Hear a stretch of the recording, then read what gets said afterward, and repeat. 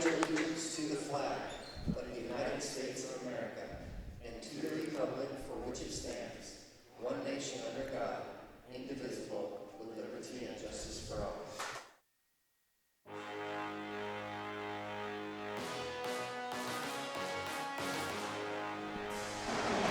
Hello, everyone, and welcome into this STSPN broadcast of 3A Girls Basketball on STSPN, sponsored by Speedway Chevrolet. Thanks for joining us this evening.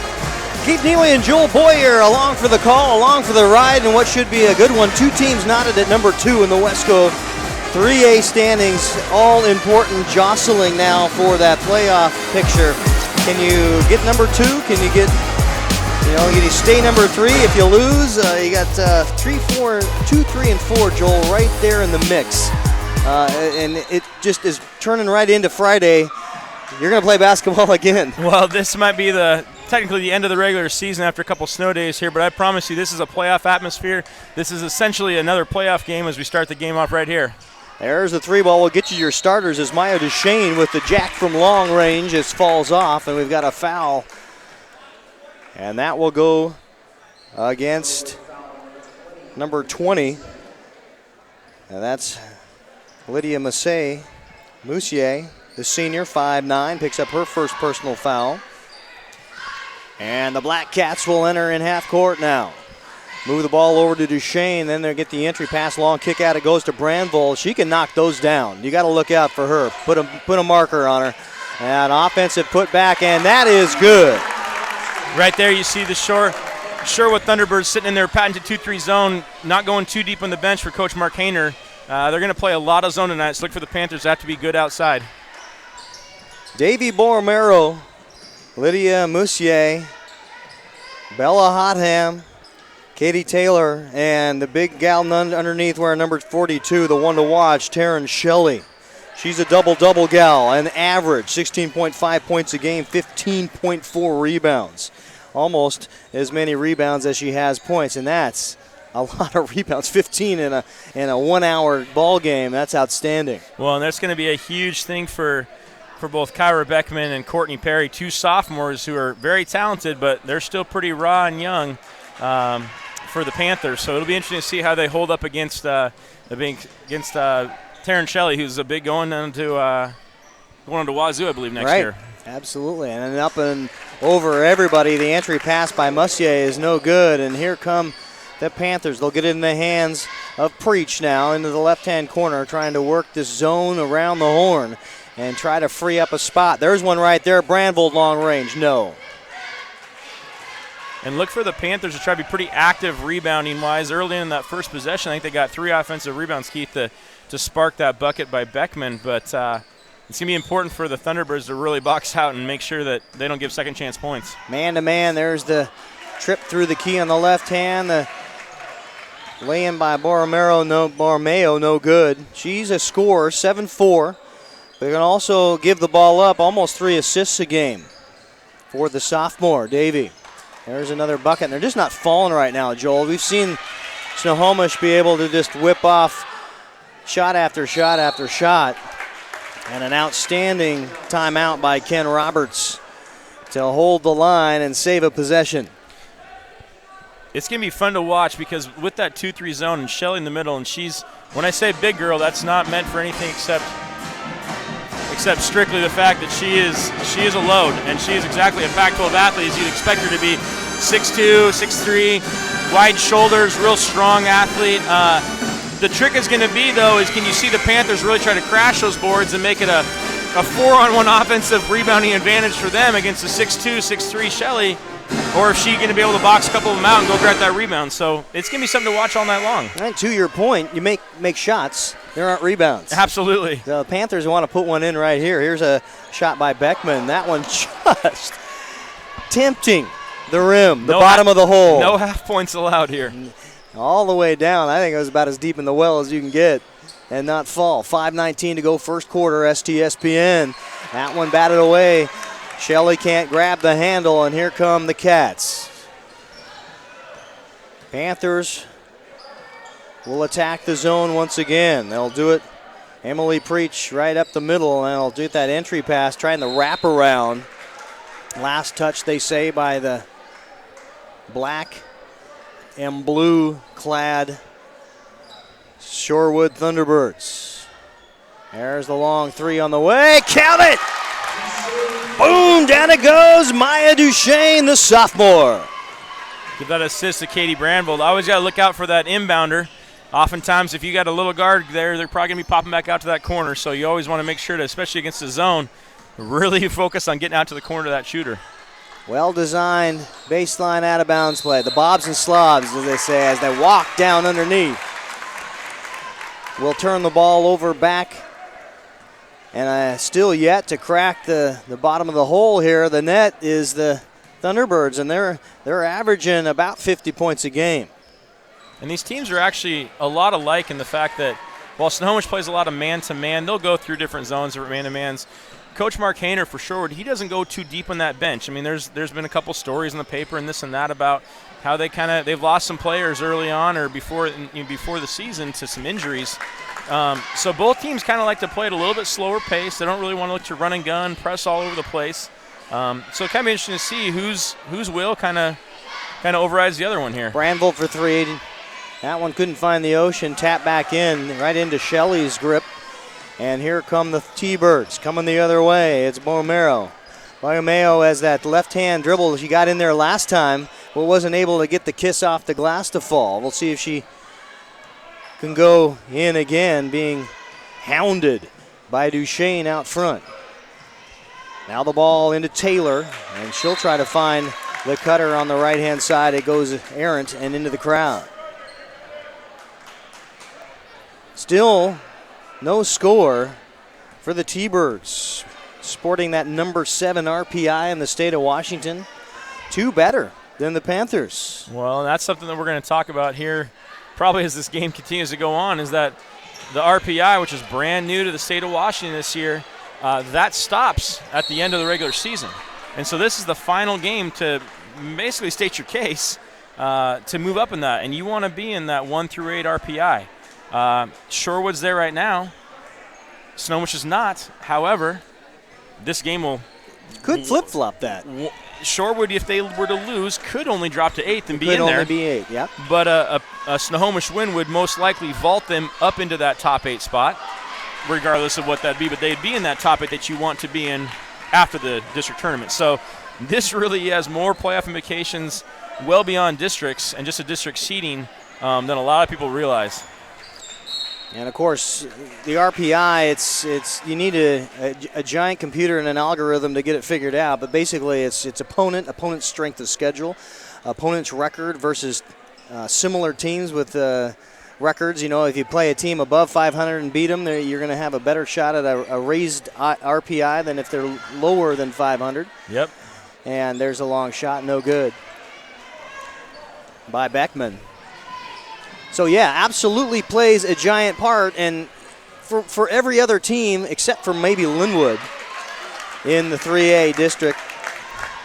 Well, and for that same thing, though, Linwood's actually not in the top 8 of the RPI right. for the state. So while Linwood is going to be the number 1 seed for this district tournament coming up starting, it starts this weekend, they are not in the top 8 of the state. Katie Bramble with a nice backdoor cut there for a bucket.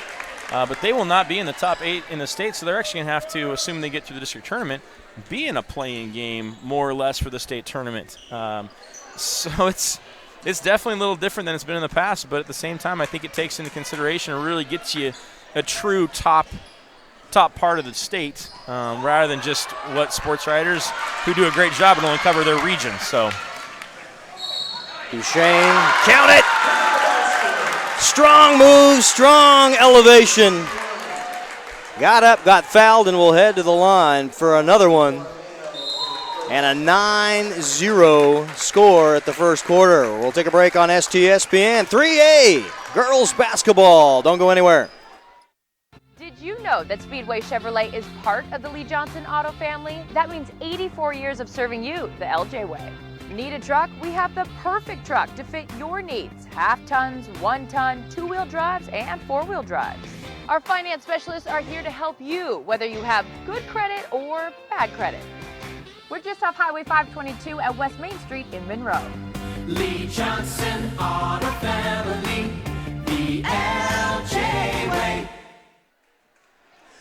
Welcome back. $1:43 to go, first quarter here at Snohomish High School. Two number twos tied there, and the mini log jam in the 3A girls standings as Emma Duchesne hits the free throw line and makes good on a three-point play. She's got 6 of the 10 for Snohomish here in the quarter. And right before the break, that was such a gritty take by Maya Duchesne right there, taking it strong to the hole. It was a 2-on-1 with her teammate Katie Brandville, but realized, the opening's not there.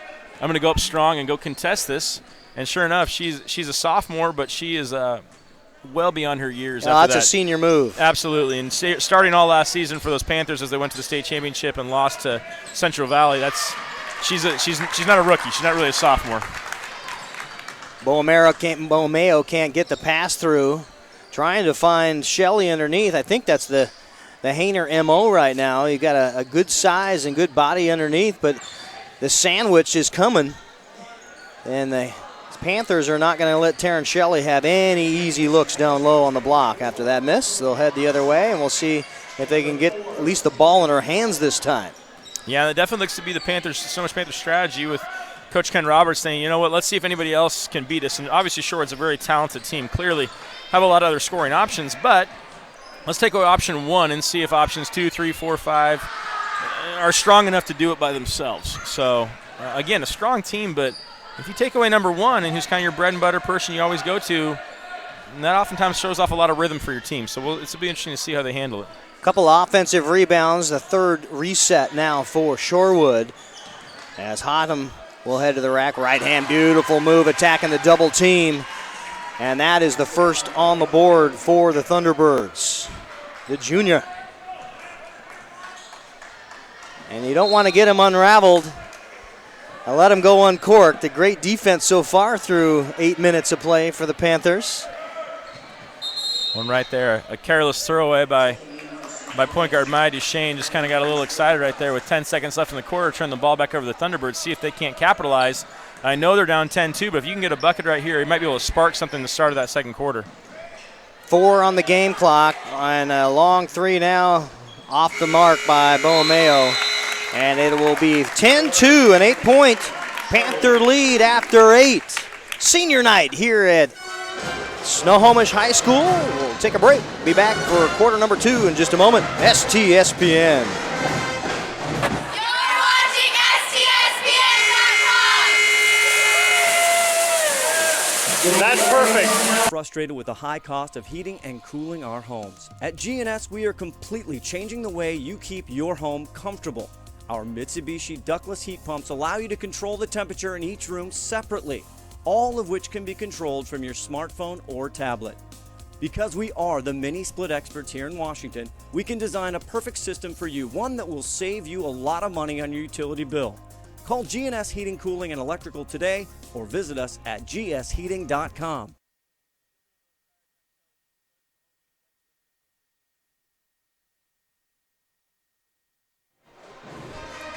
Quarter number 2 on the docket at Snohomish. It is the Shorewood Thunderbirds, 9-2 in Wesco, 17-2 overall. That 17-2 is the reason they have a number 7 RPI in the state of Washington, although tied in the Wesco with the hosts, Snohomish Panthers, also number 2 with that identical 9-2 record, but a 14-5 overall record. And that number 9 RPI, and Joel, we talked about it, big implications down the road. But a great start, great first half, great first quarter rather, for the Panthers. Absolutely, and it's going to be interesting to see as we talk about Taryn Shelley, and we don't want to just focus on just a couple players in this game, but at the same time, she is clearly one of the top players in this entire conference as a Pac-12 Washington State recruit, going there next year with averaging a double-double, 16 and 15, going against the sophomore Beckman, who's extremely talented. But she's still a sophomore, and she's definitely undersized. I mean, she's a solid 6-foot, broad shoulders, long arms, same kind of thing. But she's going against a 6'2", 6'3", and those couple inches make a big difference. That foul will be against Beckman. The first personal foul as the lid's still on for Shelley. I think we counted 3 offensive touches after that one as she hits and splits the pair of free throws. And that's 3 touches, not shot attempts. Not shots. Keith. That's 3 touches, and that's definitely not what Coach Mark Hayner for the T-Birds thinks is probably the recipe for taking care of this upstart Snohomish team. That speaks gobs to the defense when you're able to put a player like that to only a couple of touches underneath. That's a great move underneath Shelley. Beckman putting her own move on. It'll be last touched by the Panthers, and now substitution is Courtney Perry. The sophomore comes back in. And also checking back in, Katie Brandvold. We saw Maddie Van Slytenhorst, one of these seniors, enter and get some decent minutes. And of course, you mentioned it, Ken Roberts doing a lot to extend those minutes and keep the wind at bay and try to do what they can on defense. Of course, defense works hard. Absolutely. You're going to burn some minutes. Maybe a little extra in the tank will be necessary fourth quarter. Absolutely, and this is kind of that point in the season, Keith, that we talk about this is the last game of the regular season, but this is the first round of the playoffs for both these teams, really. I mean, they're going to be seeing each other. This is something that good chance that could be in the semis, that kind of thing. If these are the 2 and the 3 seeds, those are obviously, if everything goes by seeding, you match up again with these guys in a little over a week in the semis with a state or a berth to stay in the line. So this is the first round of playoffs for both these teams essentially. So it's kind of an interesting way to see how they handle each other, to see how they go at each other.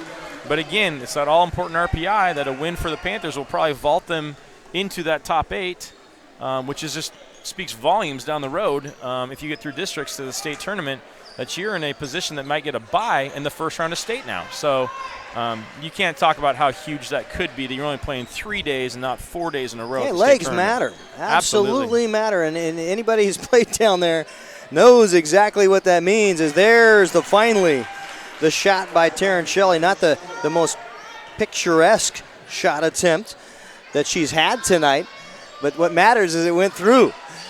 Well, 10-5. She is a very smooth player. I mean, she's not your fleetest of foot kid, not your maybe your crazy hustle kid, but she's just very smooth, kind of methodical. I don't know if I can say an old man's game or not, but kind of that, has a lot of moves, has good footwork under the basket, just has a lot of positives that really kind of puts you in bad positions oftentimes. And just an easy one, just looking right now, it draws the double team. Absolutely. Right, so you're taking a defender right out of the mix anytime she's got the rock. Absolutely, you need to commit someone, especially if you're going to front her. You got to have someone on the backside that can take away that backside lob. Being 6'3", you can log that ball up to her, and if she's going to catch her over the top, there's not much you can do if you're playing front side. And there's not a whole lot of people in this league that'll match her up 1v1. No. A tie-up after a beautiful entry pass. Beckman looked like she was going to get an easy look at it. But quickly collapsing is the big black wall of defense from the Shorewood Thunderbirds, and they will get the alternating possession. Down 5 now. Dribble drive, in goes Taylor. She'll kick it out the long way, trying to look underneath. Finally gets it back to Taylor and cannot hit the right-hand block. Great defense by Katie Bramble on the block down there. A little bit more of an offensive gunner, but she has great defensive stamina and just a great job quickness-wise sticking with her offensive player.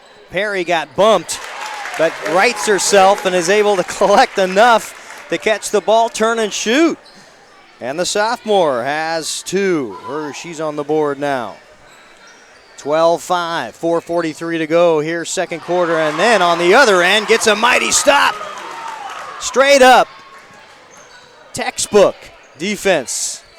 That's a big block by Perry right there, doing it on the offensive end, doing the defensive end, and doing it again the offensive end with another offensive rebound. Brandvold, uncharacteristically quiet from long range. She's a sniper out there. You're going to have to watch her, and I already like the way Snohomish is kicking the ball around the arc and finding her wide open. Well, and she's a player that she's got a little streaky shooter to her that if she misses a couple, they get worried down the stretch because she's not going to miss all the time. And if she hits one, she might hit 2 or 3 or 4 pretty quickly, and that can have a big impact on a game that's a lower scoring game. Beckman a third of the way through her 12.4 points a game now with 4. And then got some defense, swatted into the flower garden, and now on the offensive rebound, you see a little gumption by Taryn Shelley as she throws some grit, some vim, some vigor, and gets an offensive rebound, grits her teeth, and goes right back up. And that was one of those plays that that the young Beckman, the sophomore, did a great job getting that block. Phenomenal job getting that first stop, but she didn't box her out and get that rebound. Gave Shelley an extra shot and actually saddled Beckman with her second foul. Look to see how that really affects things. Now you're going to have to go to your second option for Coach Ken Roberts and put sophomore Courtney Perry, probably, I'm assuming, on Shelley, who's proven to be a good defender as well, but you always want to keep your number one choice in the game and not have to go to your second choice. So go with the ace. Absolutely. We'll see how Shelley can maybe exploit that matchup now. Who knows? Shelley splits the pair and then gets another block on the other end. She's got a couple of tie-ups and a swat. And now a chance to cut in to the 8-point lead. 3:40 to go, second quarter. Shelley, a stop, wrap around, and then instead of the up and under, goes with the short jump shot, about a 6-footer. But it had a hand in her face. Outstanding defense once again. And now some conference as the referees want to talk some things through, and Mark Hayner had some questions as far as what if that was blocked. Was that really a little more body than you might have liked? Well, unfortunately, going the other way. There's a lot of times as coaches you're like, hey, I saw it differently than all three of you, but unfortunately I don't get to make that call. No. So there you go.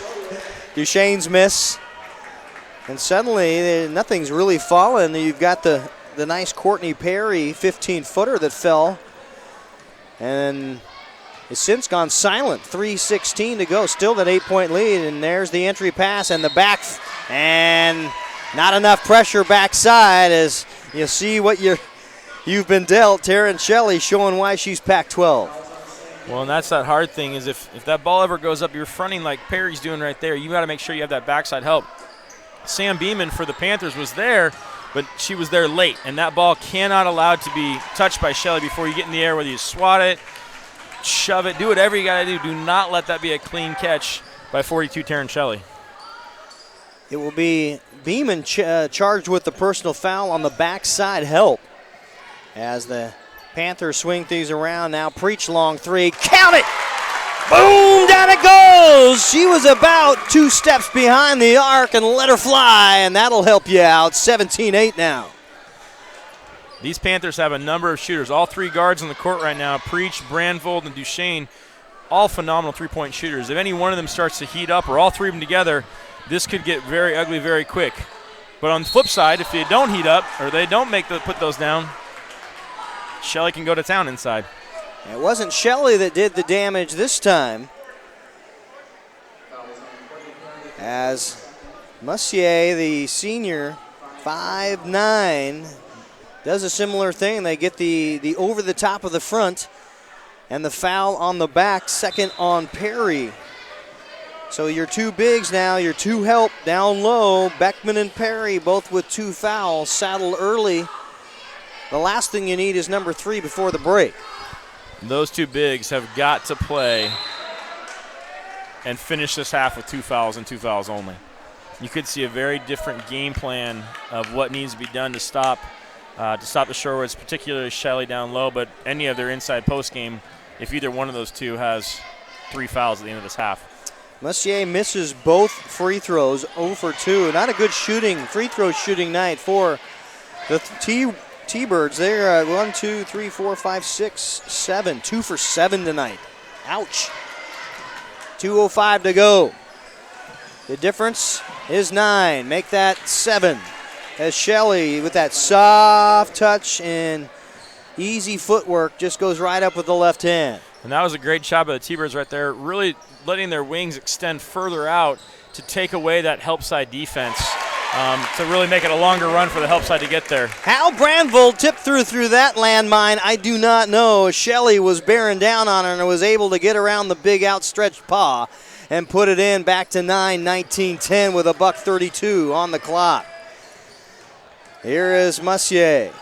Now the shot stopped. No, trying to get things tipped back in her favor. Shelley will be charged with a personal foul.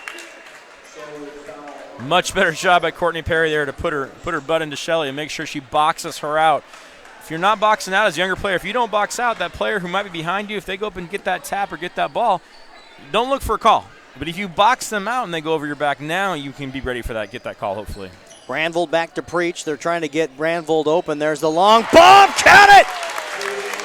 Brandvold is unleashing a torrent of baskets. Got the dribble drive in, and now the long bomb. 5 points in the last 2 possessions.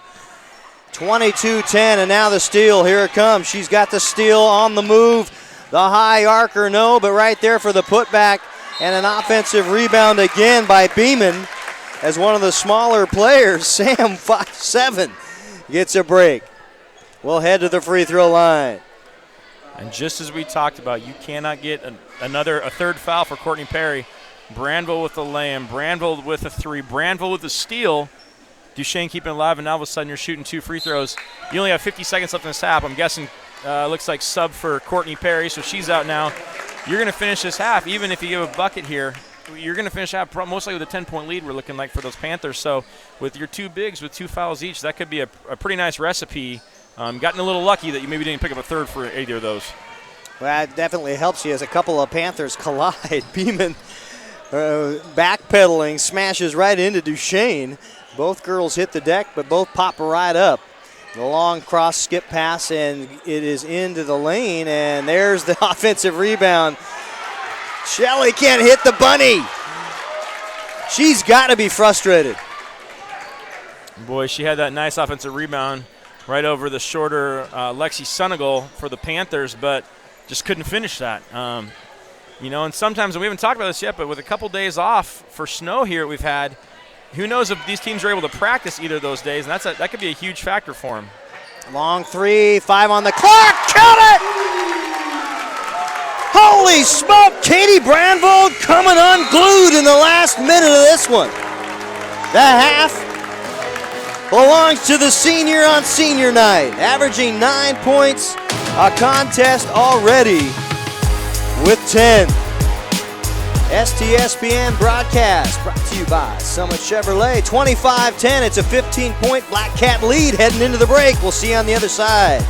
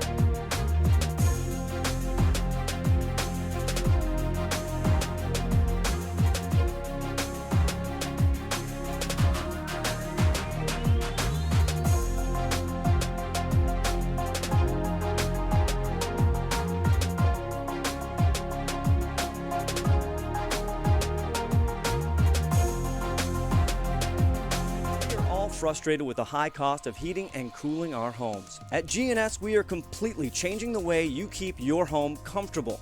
Our Mitsubishi ductless heat pumps allow you to control the temperature in each room separately, all of which can be controlled from your smartphone or tablet. Because we are the mini split experts here in Washington, we can design a perfect system for you, one that will save you a lot of money on your utility bill. Call GNS Heating, Cooling, and Electrical today or visit us at gsheating.com. Did you know that Speedway Chevrolet is part of the Lee Johnson Auto family? That means 84 years of serving you the LJ way. Need a truck? We have the perfect truck to fit your needs. Half tons, 1 ton, 2-wheel drives, and 4-wheel drives. Our finance specialists are here to help you, whether you have good credit or bad credit. We're just off Highway 522 at West Main Street in Monroe. Lee Johnson Auto Family, the LJ way.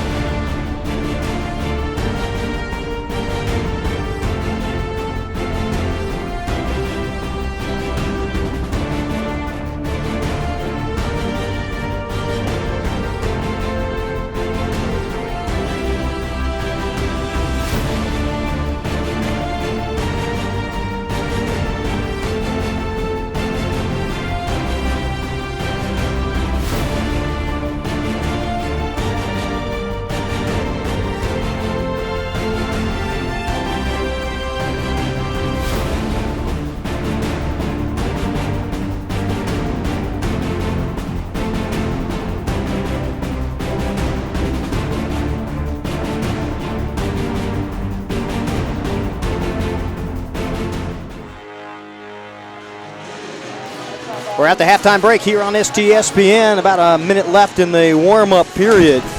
And a 15-point lead for the Snohomish Panthers over the Shorewood Thunderbirds in a very meaningful game in every sense of the word meaningful. Tied at number 2 in the Wesco.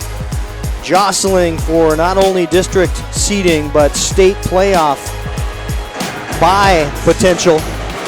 And a 15-8 output, scoring output in the second quarter by the Snohomish Panthers. And Joel Boyer alongside me here, Keith Neely high in the gymnasium here at Snohomish High School. We were talking in the break about your two bigs that you've been impressed with, 34 and 40 for Snohomish, Beckman and Perry, combining with 6 points.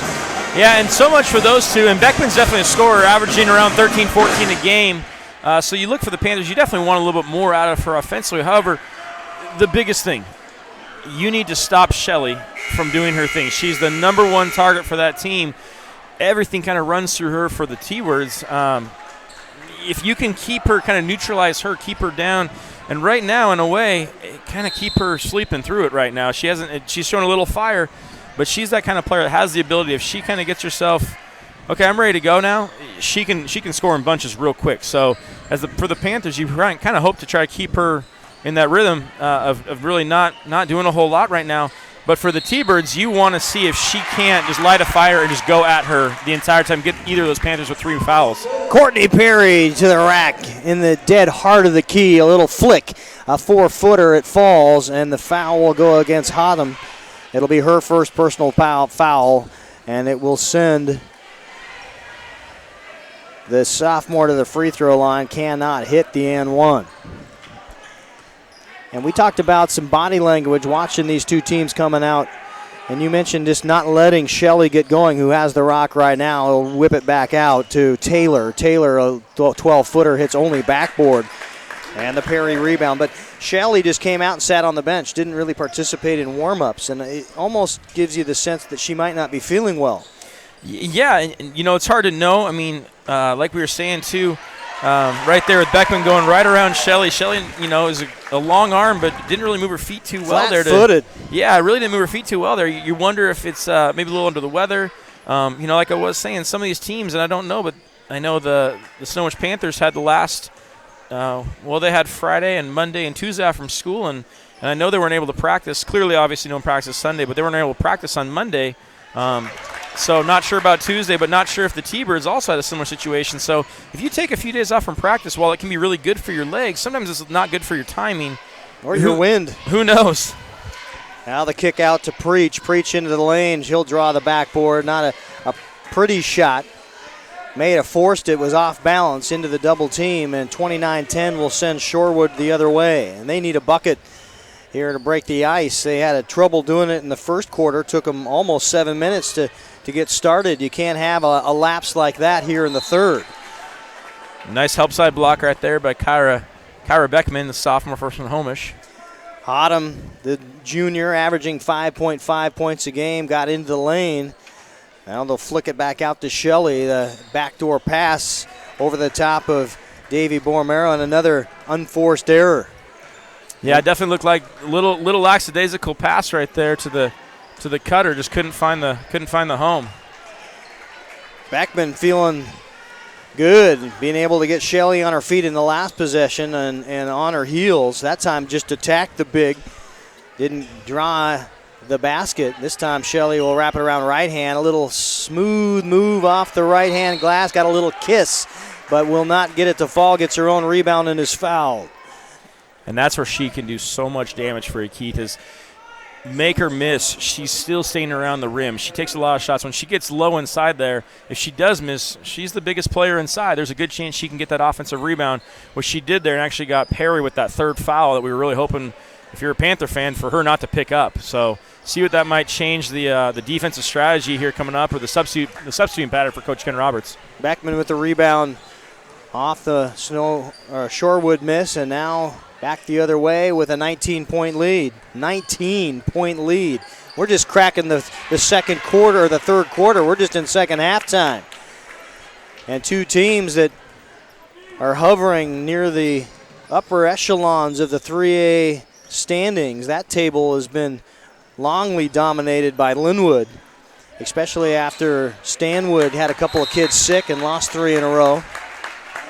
But these two teams, this is the game that everyone's been watching this week, and it's certainly not turning out to be a 19-point advantage on paper. Well, there was a lot of excitement for this game to happen on Monday, and it was snowed out. A lot of excitement for this game to happen yesterday, and it was snowed out. Now we finally get to play it today. Down it! Brandvold, third triple of the night. 13 points for the senior. And Katie Bramble looks like a senior playing on senior night in her home gym saying, we've waited extra days for this game, but I've been ready the whole time, and I want to go out there and make a statement, get into that top 8 of the RPI, that coveted place you want to be with the potential of getting a bye, maybe, in that first round of the state playoffs. Could be a huge thing for them. Katie Taylor, the junior, with the bucket. Back to a 20-point lead and attacking on the right-hand side, and a foul. And I just have to say it again, Shelley does not look right. She just does not look like she's feeling well. No, and right there, Beckman's doing a great job of going from that high post spot and just driving real hard to her left shoulder with right hand and really attacking Shelley, who's not moving great right now. It looks like she might be getting a sub right now. Looks like Olivia Watson's going to come in for her. And it appeared when she got hit right there by Beckman, like she might have taken maybe an elbow to the stomach, something like that. Maybe she just needs a quick breather.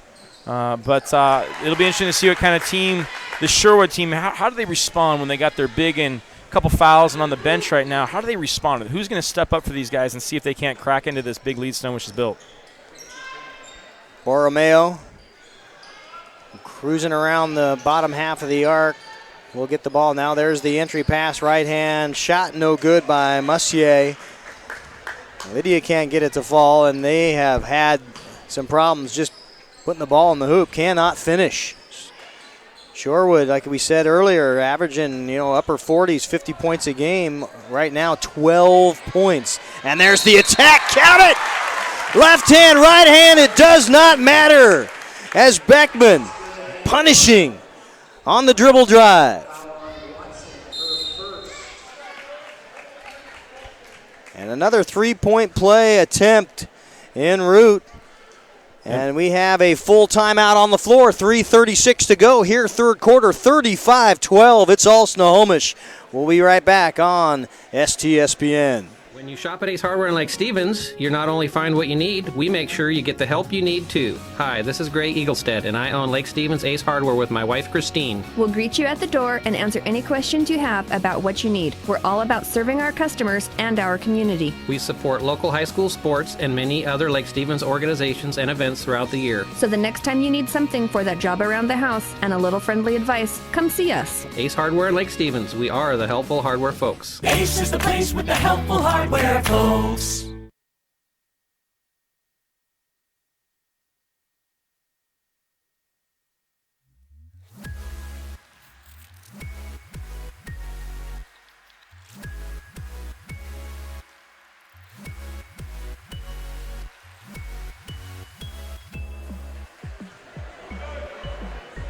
Welcome back on STSPN.com. Follow us on Facebook and Twitter. We're here all the way through the week, through the weekend, playoffs, district basketball, 4A, 3A. We'll have it all for you. And after the basket and the timeout, a three-point play for Kyra Beckman, who has just come alive against this zone defense, and it's been as if they were playing against man-to-man because Kyra Beckman sees a gap, sees an opening, draws one defender, and attacks. Yeah, and Kyra's doing a really good job for the Panthers at recognizing when they're sucking in to stop her, that there's some shooters open when they're not. She's going one-on-one against Taryn Shelley, and she's hasn't shown maybe a little bit of sophomore jitters about going against a senior Pac-12 recruit, and really been able to kind of exert her will on what she wants to do. Duchesne's miss, and up quickly comes Taylor the other way. She'll draw this man-to-man pressure, but Katie Brandvold picks the pocket to the right hand, off the glass, too much. And right there to sweep up the offensive rebound, Beckman is alive and well. There is just a different level of hustle going on right now for the Panthers. Just even to that ball right there, Courtney Perry is a 50-50 inbound or 50-50 toss inside for her, yet she was able to win that battle. With Shelley still on the bench right now, you wonder if Mark Hainers knows something we don't, that his star might not be feeling great, thinking, you know what, this is just too big a hole for us. Who knows, but it sure seems to be growing for the Snohomish Panthers. Perry on the other end, and now coming back this way. Taylor is trying to make up the ground with the absence of Taryn Shelley. Now has 6 points. And then on the offensive glass and put back against the Kyra Beckman show. Well, Katie Brandvold kind of seemed to own the second quarter by herself with, I think it was 8 or 10 points there. What's it, sophomore night in the second half? Well, yeah. And it looks like now the sophomores, Courtney Perry and Kyra Beckman, think, hey, we want to get a part of this. This looks kind of fun. So appears to be Beckman and Perry kind of taking over both on both ends of the court, rebounding and attacking the rim. This is it's one of those nights you want to try to spotlight everything you can, but it sure seems to be all Panthers right now. 2 for 4 from the free throw line. Make that 2 for 5 after the missed 2 free throws. 24-point lead, 38-14 with 2 minutes to go, just under 2 minutes to go here, third quarter at Snohomish. And the mighty Shorewood Thunderbirds scratching their heads. And the dribble drive by Katie Taylor along the short corner baseline. She is fouled, will head to the free throw line. And right now the junior for the T-Birds just trying to make hay, trying to stop the bleeding. That foul charge to Katie Brandvold, only her first. No real foul trouble outside Courtney Perry. But also having some trouble from the line are the T-Birds. Nobody's necessarily lighting it up right now. 1 for 2. This kind of feels to me, Keith, kind of like that game that you play right after you come back from Christmas break when everyone's still kind of Doesn't it, though? Kind of getting used to back to school. And you know, I know there's been a lot of snow days we've had kind of coming here, maybe some 2-hour delays for some of these kids in the mornings, but it just sure seems that you know, the T-Birds, the Thunderbirds specifically, are just kind of trying to kind of see what's going on here as Beckman takes another good cut to the basket, feed from Perry, lay-in, and one opportunity right now for a three-point play. Seen this movie once or twice tonight as Kyra Beckman steps to the line to attempt the free throw attempt on the and one. She's already hit it one and one, but can't get that one to go. 2 for 6 from the free throw line. That's one part of her game that is not clicking. Well, come district time, you're going to want to dial that in. Absolutely, and that is a huge concern. You know, truthfully, it probably won't necessarily play a difference in this contest. However, this is something that Coach Mark Hainer and his staff is going to say, you know what, we're still going to push for this game, but at the same time, we're going to see if we can't see again in the semifinals when 2 versus 3 match up, if they can both be fortunate enough to get to that point in a really, really difficult 3A district tournament coming up here.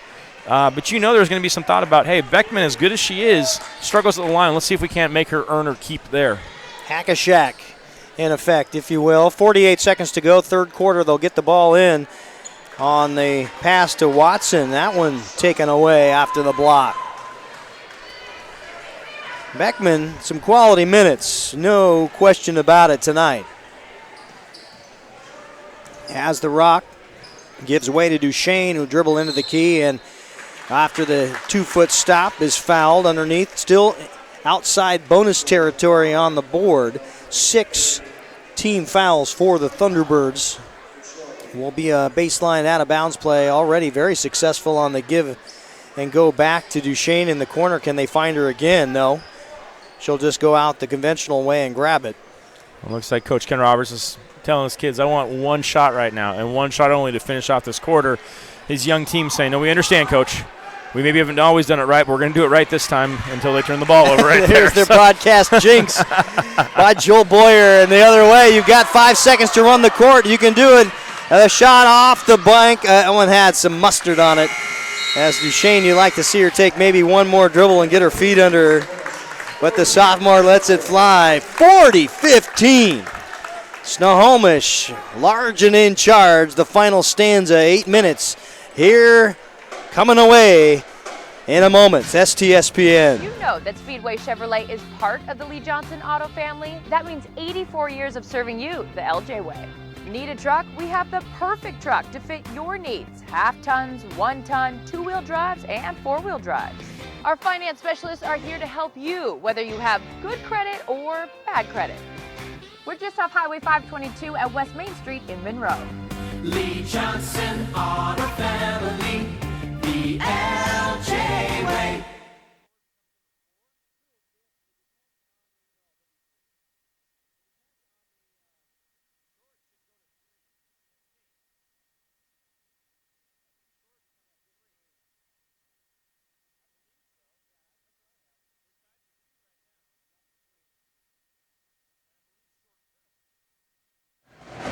Welcome back on STSPN.com. 3A girls basketball with a Snohomish lead, 25-40-15, and they did it by only allowing Shorewood 5 points in the third quarter. 5.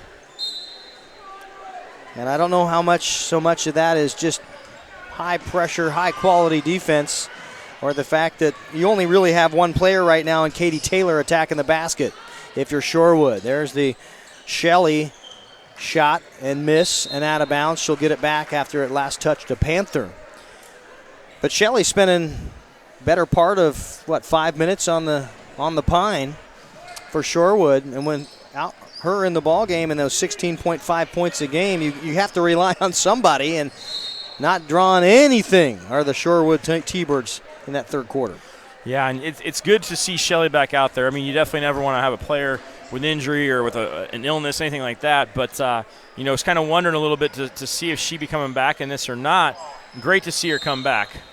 Shelley gets the inbound up over the top of everybody, and that one tapped clear by Perry. Might have been some contact. Shelley kind of raises an eyebrow in the direction of the referee. Won't get any call, of course, but they'll get the leather. Here they come the other way. Borromeo on the entry pass to Taylor, no. Back up again on the offensive glass, working hard. Mighty hard is Katie Taylor, but can't get it to fall. She's got 9 points. 4, 6, 7 points. Make that 7 after the miss. And you see Shorewood dropping right back in that 2-3 zone. They've played in this 2-3 zone the entire game. It's their bread and butter. It's what they do. It's what they've been doing all year long. Otteson with a deuce. She was just a step, a skosh inside the arc. Give her 2.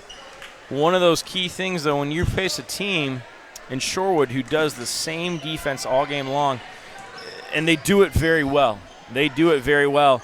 But you can see Snohomish knows what to expect out of them defensively, and has probably been planning, as long as they've known this, to make sure they're ready with their 2-3 offensive plays. And it sure seems to be that, when you got two great forces meeting each other, someone's going to have to give, and it sure looks like that's the Shorewood defense giving tonight.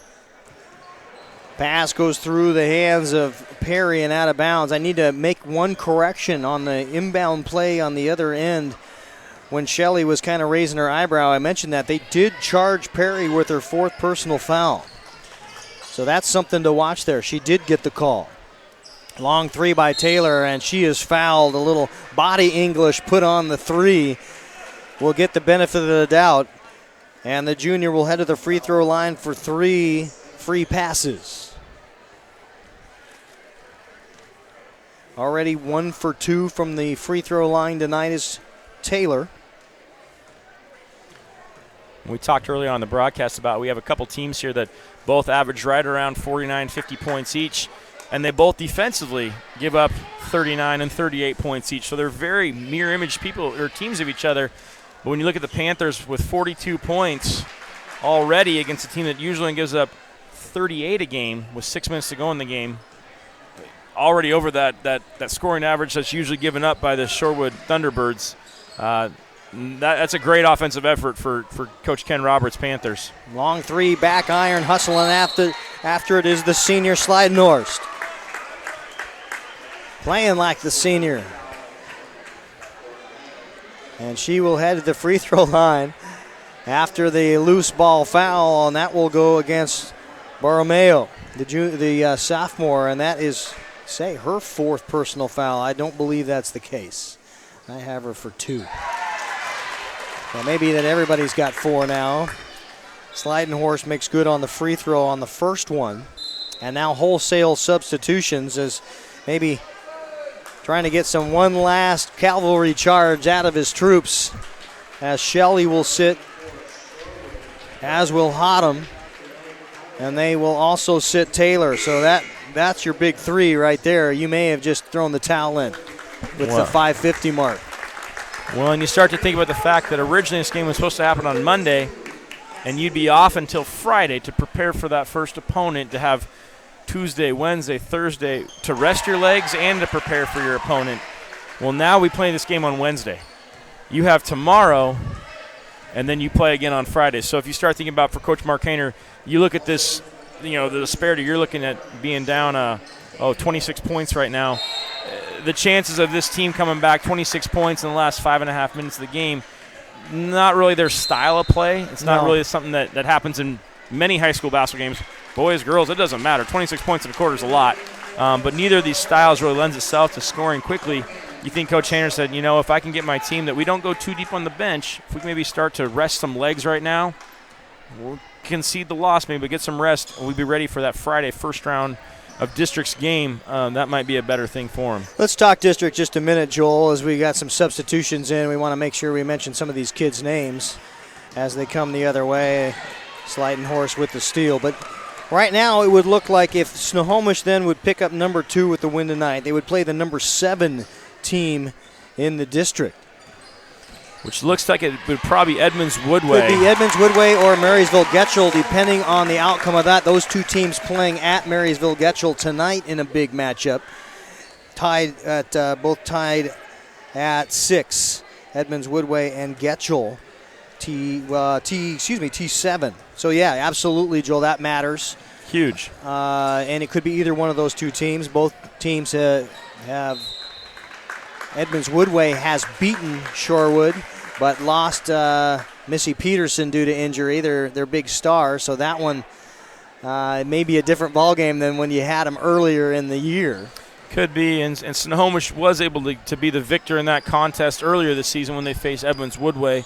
But nothing's a given in this. Senior Cassie McGee right there cashing in for an inside deuce.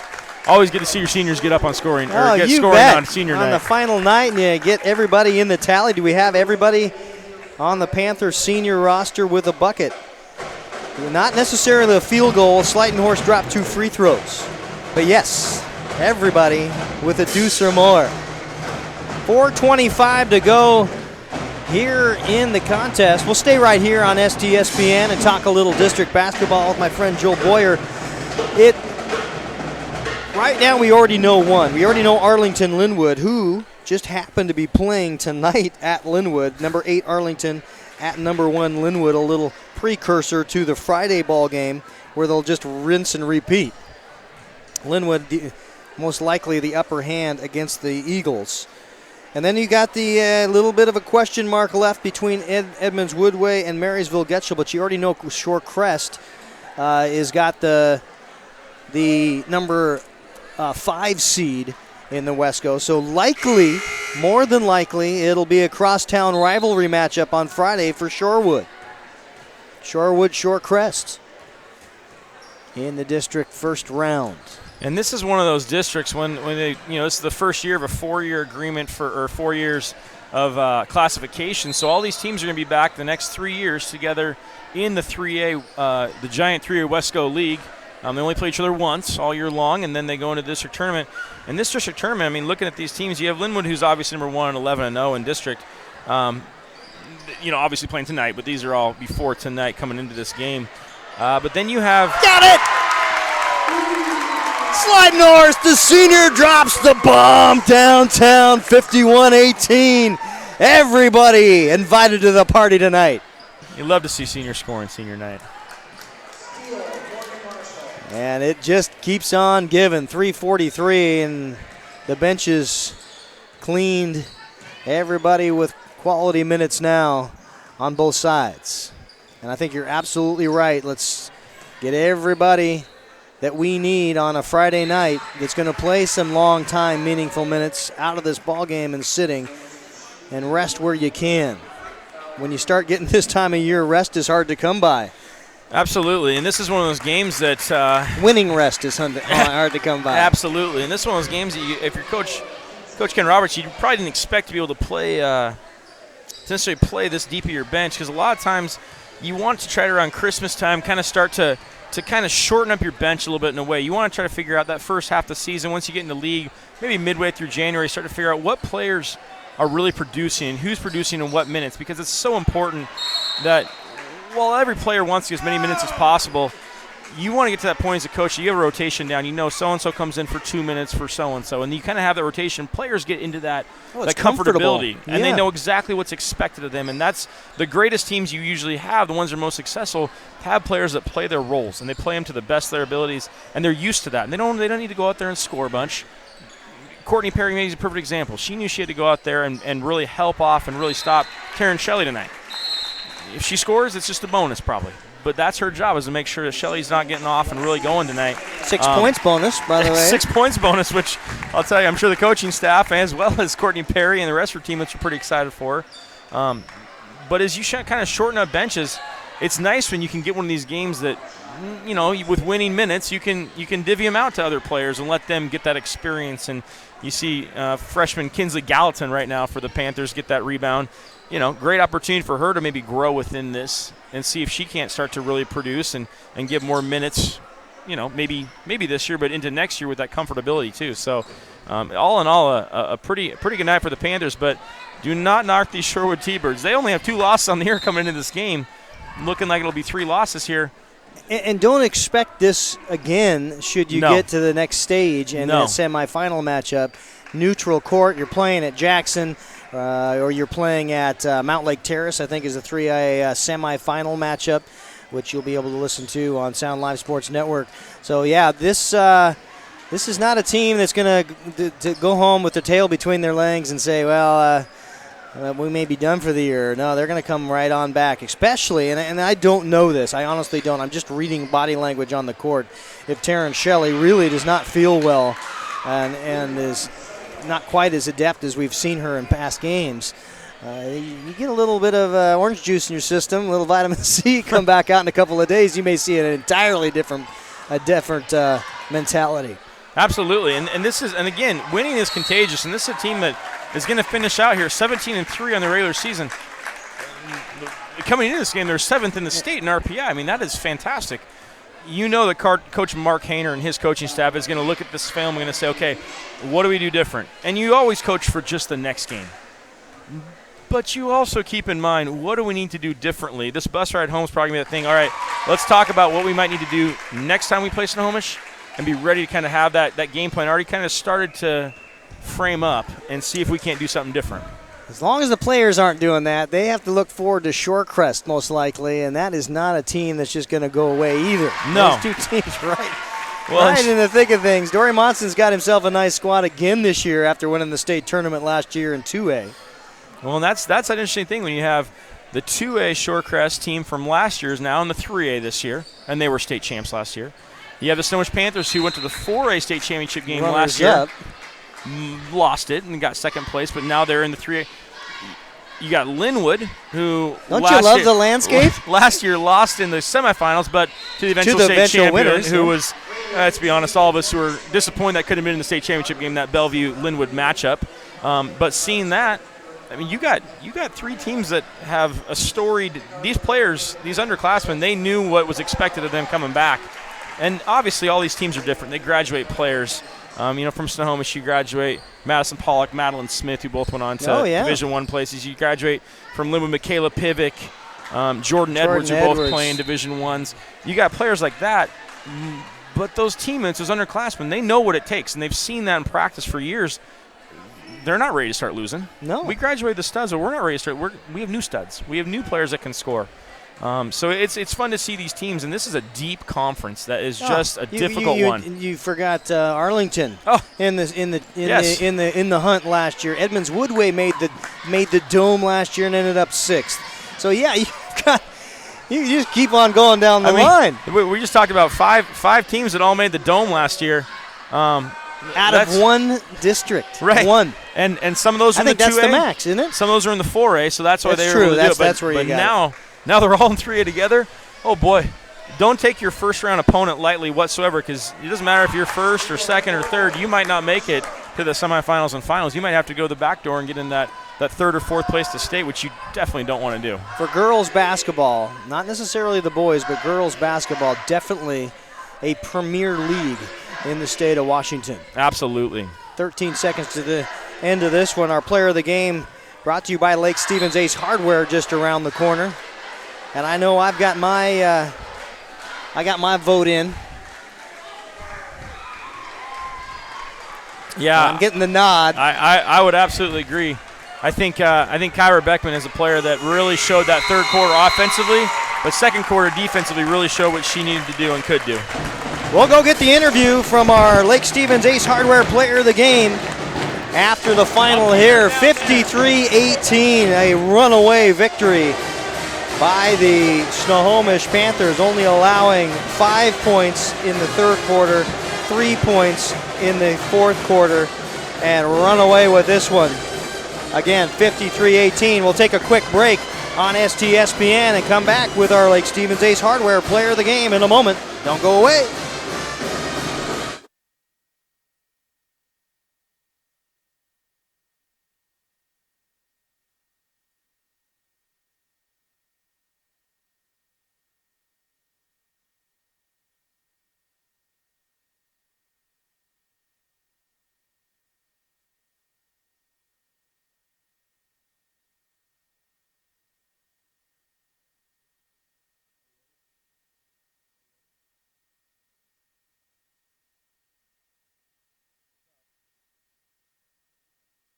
Welcome back on STSPN. 53-18, the final here. Snohomish taking the runaway win over number 2 Shorewood Thunderbirds. And now with our Lake Stevens Ace Hardware player of the game, standing right next to Joel Boyer, it's Kyra Beckman. I have the player of the game, Kyra Beckman, with me from the Snohomish Panthers tonight. Kyra, that was a great team effort, but you could definitely see defensively in the first half, it was something you were really keen on on the big girl, Taryn Shelley from the Shorewood. Talk about it. Was that a team effort? Would you guys practice that? Get ready for that? Yeah, we practiced it a lot. We had it where we have backside help, and we worked on it a lot this week. It really showed. In that second half, coming out in the third quarter, what did Coach Roberts say to you guys at halftime? Because it really said, Kyra, you need to go take over this game offensively. Yeah, he saw that Taryn was slower on offense, so I took advantage of her. Well, it was really impressive. Great at both ends of the court. Team effort. Congratulations. Number 2 seed in districts. Something to live up to. Good luck. Thank you. Kyra Beckman, our Lake Stevens Ace Hardware player of the game. 12 points on the night for the sophomore, playing like a senior. A little under her average, but you have to figure that she only allowed on defense Taryn Shelley to put in 3 field goals. Shelley with only 3 field goals on the night. She finishes with 8 after a pair of free throws. And only 2 Thunderbirds cracked the scoring. 2. Katie Taylor with 10 points led the T-Birds. Taryn Shelley with 8. 18 points on the night. Not the output you're looking for if you're Mark Hainer. No, absolutely not. And those are their 2 best players. Those are kind of the 2 leaders for that Shorewood team. But you absolutely need more production from your bench, from your role players. Absolutely. I mean, this is a team that averages around 50 points a game. You only got 18. You're missing 32.